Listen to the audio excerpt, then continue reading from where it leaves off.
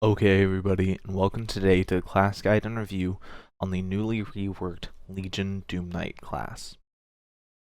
This is still a seasonal class and is only available during Dage's birthday each year. You can buy it for 2,000 Legion tokens from the Legion merge shop during the Dage's birthday event. Normally, this armor will also cost 13 Legion Sepulture badges. However, right now it only costs 2,000 Legion tokens.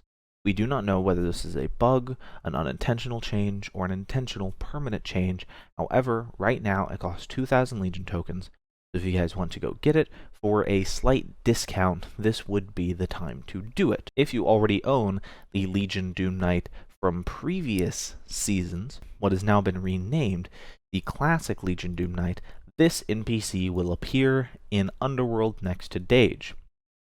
You can go to him and purchase the new Legion DoomKnight for free from him. Only if you have the classic Legion DoomKnight in your inventory will he appear. Now that you've got the class and we've ranked up to rank 10, I'm going to show you guys how to use it and what has changed from the classic version. Now we're going to get into the enhancements that you should be using on this class. And the way I look at it is one of two things. If you want a little bit more damage in a fight, you use 1 hybrid, 3 luck, hybrid on the class. If you want a little bit more durability in a fight, 3 luck and 1 thief on the class. That is, from my testing, what will result in the highest amount of damage and the best durability. Full luck will result in a little bit more damage than either of these two mixed options. However, this class doesn't have the best survivability of any soloing class. It is still very good. It is a good soloing class. However, it can struggle a little bit with survivability if you're running full luck. Other enhancement mixtures, whether it be full hybrid, full luck, hybrid and fighter, fighter and luck, wizard even, are all going to be significantly lower as far as damage and durability are concerned. So what are the actual changes between this version of the class and the now classic Legion DoomKnight? So without getting too much into the numbers, the TLDR on it is basically lower cooldowns, lower mana cost, higher durability, however, lower burst damage, but higher prolonged fight damage. So, what does that actually mean? Well, your 2 and 3 both have their mana cost reduced by 5 each, and your 3 had its cooldown reduced by 1 second from the classic version. Your 2 has also received a significant change, meaning that it no longer stacks 5% per stack up to a maximum of 4 stacks, but now stacks up to 15 times, gaining 3% per stack, meaning that while your initial ramp up of damage is lower, your maximum potential damage output and damage resistance are far higher than they were before. So, with that out of the way, let's get into the actual stats and abilities for this class. Right now I'm using 1 thief on the class and full and 3 luck on the helm, weapon, and cape, and these are my stat loadout. Relatively good stats. You don't quite have a 100% hit chance by base, however, one of your rank 4 passives does give you the extra hit chance needed to push over that limit, getting you to that 100% hit chance that you really need in order to stay consistent. Nothing too crazy out of the ordinary as far as the stats go. So, let's get into the abilities themselves. Our first ability is Touch of Doom. 10 mana on a 4-second cooldown. This deals moderate damage to the target and increases and applies a debuff on them, increasing the amount of damage they take by 3% per stack, as well as decreasing the amount of damage they do by 3% per stack. These stacks stack up to a maximum of 15 times and lasting for 9 seconds before falling off, each new stack refreshing that cooldown. Your second ability is Soul Siphon. Soul Siphon costs 20 mana on a 5-second cooldown. Soul Siphon deals damage to the target and is a leech, healing you for a portion of the damage dealt. In the testing version of this class, this heal initially ramped up the lower health you were. However, that has been removed. Simply increase it to a higher base heal, which heals just under 700 health. And now for Legion Dark Blast. Legion Dark Blast costs 15 mana on a 6-second cooldown. Legion Dark Blast does pretty good damage, relatively high damage in fact for a soloing class, and applies Torment to the target for 5 seconds. It reduces their hit chance and haste for 5 seconds. So, on this ability, I have tried as close as I can approximate to calculate how much this reduces their hit chance and haste by. While this is not 100%, I have put in the time and effort into testing this to get what I think is as close as we can get without getting a straight-up confirmation from the devs. From what I can tell, it reduces the target's hit chance by 20% and their haste by 25%. And this is as close as I can approximate without knowing the actual numbers. Your 5th ability is Imminent Doom. Imminent Doom costs 30 mana on a 16-second cooldown. Imminent Doom deals relatively high damage and applies a DOT to the target for 15 seconds. It also applies the target with Decay for 10 seconds. Decay prevents the target from healing while they're under its effects. It also has a small bonus to your hit chance for 8 seconds. However, this really only matters in PvP, and in my testing was such a small hit chance change that it really was not noticeable from my test. So now we get into the passives. First rank for passive is Dage's Favor. Dage's Favor increases all damage output by 10%, and you gain 10% haste. Second rank for passive, Strength of the Legion, increases your crit chance by 10% and your hit chance by 5%. This class does have a rank 10 passive. This rank 10 passive reduces your damage taken by 8% and increases your endurance by 8% as well. So how good is this class? Well, this class is relatively good. The new change to the stacking ability on Touch of Doom means that while your base damage is lower, that the damage ramp up is a little bit slower. However, your maximum damage potential on this class is much higher, because previously you were only getting a 20% damage boost and damage reduction at maximum. However, on this version of the class, you're getting a 45% damage boost and damage reduction from Touch of Doom.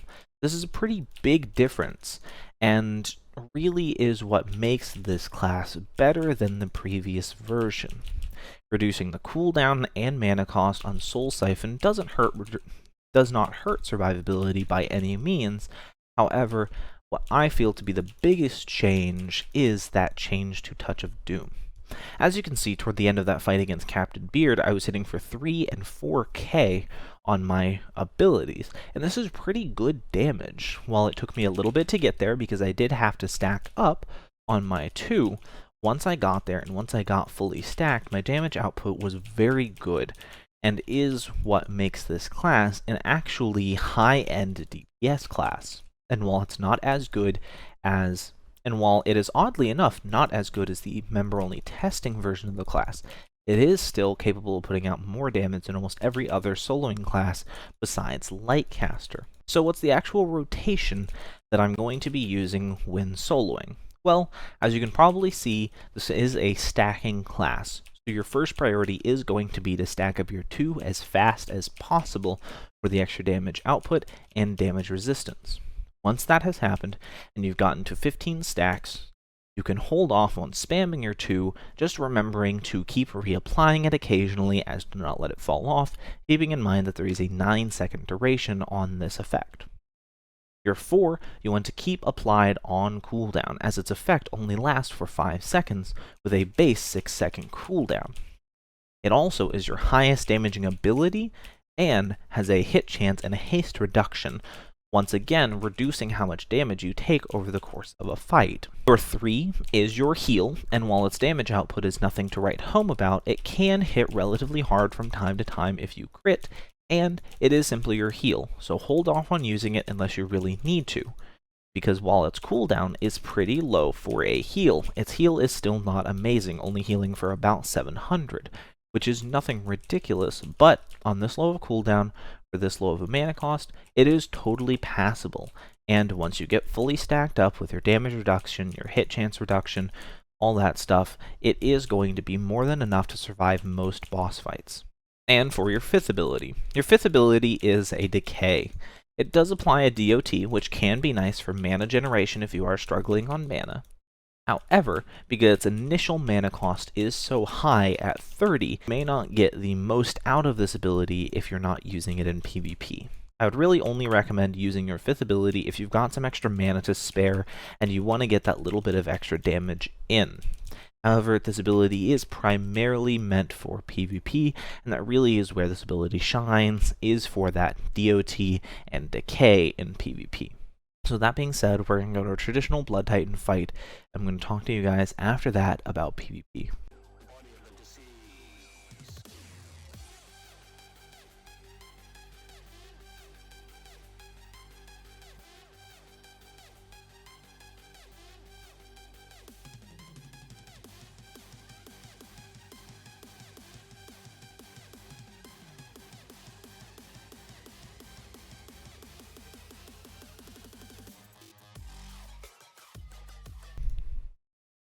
So, regular Blood Titan was relatively easy, no crazy worries about it.